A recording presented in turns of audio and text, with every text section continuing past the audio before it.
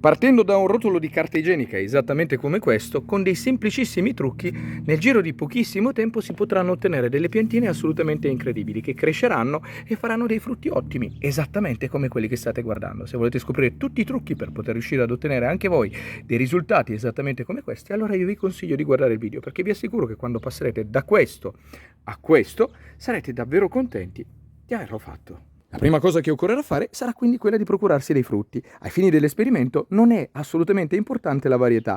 La cosa importante invece è che siano maturi e ve ne accorgerete proprio perché nella parte esterna si creano queste spaccature e anche nella parte inferiore. Quindi, una volta trovato, non resterà altro che aprirlo, esattamente come in questo modo, e verificare se effettivamente all'interno la polpa sia pronta, e in questo caso lo è, guardate quanto sia cremosa all'interno, e verificare che ci siano questi puntini, perché sono proprio questi all'interno della polpa che non sono nient'altro che i semini e saranno loro che una volta messi nel terreno daranno origine alle piantine nuove. E una volta aperto non resterà altro che prendere la carta igienica, staccarne 2 foglietti in questa maniera, dopodiché, casomai aiutandovi con un coltellino, scavare all'interno del frutto tirando via la polpa così. Ecco qua. Guardate un po'. Quindi, una volta inseriti sulla carta, col dito allargare tutto, chiudere e l'operazione è ultimata. Trascorsa qualche ora, il tutto si dovrebbe asciugare e dovresti ottenere un qualcosa di molto simile a questo. Quindi si potranno fare essenzialmente 2 cose adesso. Quindi o li si mette direttamente in terra e basterà prendere un vasetto di circa 10 cm di diametro, riempirlo con del terreno soffice e drenante ed andare ad inserire il tutto all'interno, oppure più semplicemente posizionarli in un luogo fresco e asciutto della casa e lasciarli lì sino a che non vi serviranno. Considerate che in condizioni ottimali potrebbero durare anche per parecchi anni all'interno di un cassetto. Quindi nell'ipotesi invece che li vogliate utilizzare subito, basterà andarli a posizionare sulla terra, prendere dell'altra terra e coprire con circa 1 centimetro di strato sopra. Ecco qua. E arrivati a questo punto, bagnare il tutto molto abbondantemente. Terminato di bagnare, non resterà altro che posizionare lui in un punto dove prenda molta luce, ma non i raggi del sole diretti, e semplicemente aspettare che poi nascano le piantine. Volendo, c'è un trucco che vi permetterà di accelerare e facilitare la nascita delle piantine, ovvero quello di prendere un sacchettino di plastica ed andare ad inserire il tutto all'interno. Dopodiché chiudere. In questo modo si creerà all'interno dello stesso un vero e proprio microclima con temperatura ma soprattutto umidità costante, ed è proprio questo che favorirà la nascita delle piantine stesse. A volte però, se si mette troppa acqua, potrebbe capitare che all'interno del sacchetto si creino delle muffe. Quindi, per evitare che ciò avvenga, prendete casomai uno stuzzicadente e andate a forare il sacchettino in questa maniera. Sarà proprio grazie a questi piccoli fori che si sono creati che l'umidità in eccesso andrà via dal sacchetto. A riprova di quanto affermato, trascorse soltanto un paio d'ore e con la condensa che si sta iniziando a creare nel sacchetto, si può notare che nei punti dove sono stati fatti i fori, la condensa intorno non c'è, proprio perché proprio dai forellini che abbiamo creato il vapore esce. Quindi direi che se avete problemi di muffe all'interno del terreno, questa è davvero un'ottima soluzione. Ed ecco come si conservano i semi in più. Questa è una tecnica che, per quanto semplice, vi darà dei risultati davvero fenomenali. Il primo tra tutti è il fatto di poter omogenizzare lo spazio di semina. Quindi, nell'ipotesi che uno vada a prendere la polpa dal frutto e la vada a mettere poi nella terra, le piantine nasceranno tutte in quel punto. Invece, in questo caso, schiacciandola si è allargata l'area di superficie di semina, amalgamandone anche la distanza una dagli altri. Quindi, in pratica, tutta l'area di semina sarà ricoperta dalle piantine nuove.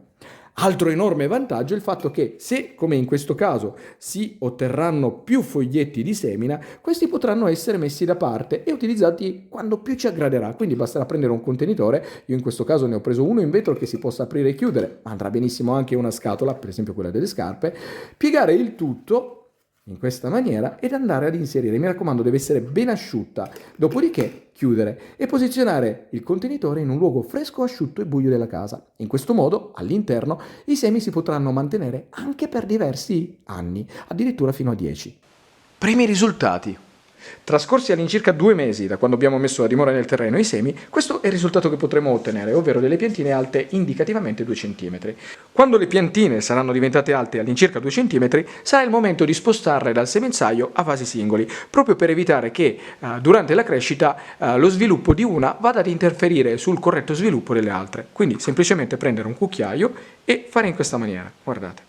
Prendete tutta la terra intorno alle radici e spostate in questa maniera, fate un buco all'interno del vaso nuovo e andate ad inserire la piantina, stando attenti a non togliere tutto il terreno che c'è intorno alle radici, e l'operazione è conclusa. Ecco qua. Andando a riprendere la piantina dopo circa 10 giorni dal travaso, potremo notare che questa sta crescendo in maniera corretta e veloce. Eccola qua.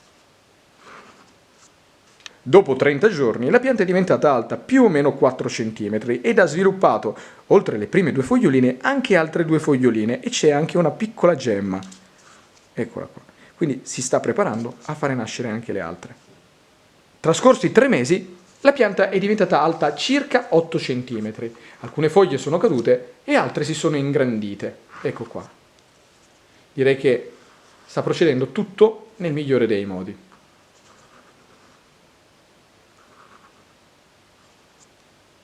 Arrivati all'8° mese, questo è ciò che si è ottenuto, una pianta assolutamente perfetta, bella esteticamente, ma cosa più importante, sana. Infatti non c'è traccia di funghi, muffe o batteri.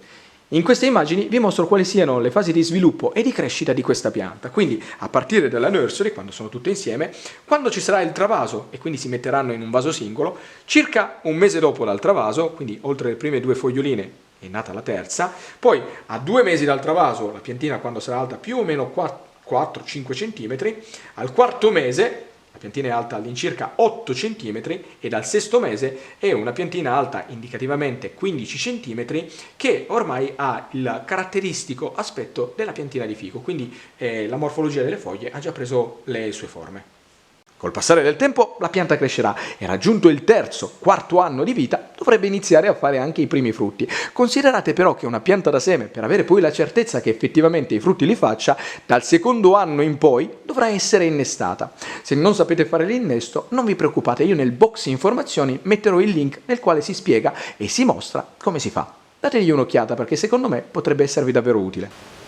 E con questo il video si conclude, spero che vi sia piaciuto e che vi sia servito per imparare qualcosa di nuovo, di utile e di divertente. Se vi è piaciuto mi raccomando, lasciate un commento, mettete un mi piace, ma soprattutto iscrivetevi al canale. E già che ci siete, dategliela un'occhiata perché sono quasi sicuro che qualcosa di carino all'interno riuscirete a trovarlo. E già che ci siete, vi chiedo anche un'altra cortesia, come faccio sempre. Se ce la fate, condividete i miei video sui social, perché così facendo mi aiuterete a fare crescere il canale. Detto questo, vi saluto e vi aspetto al prossimo video.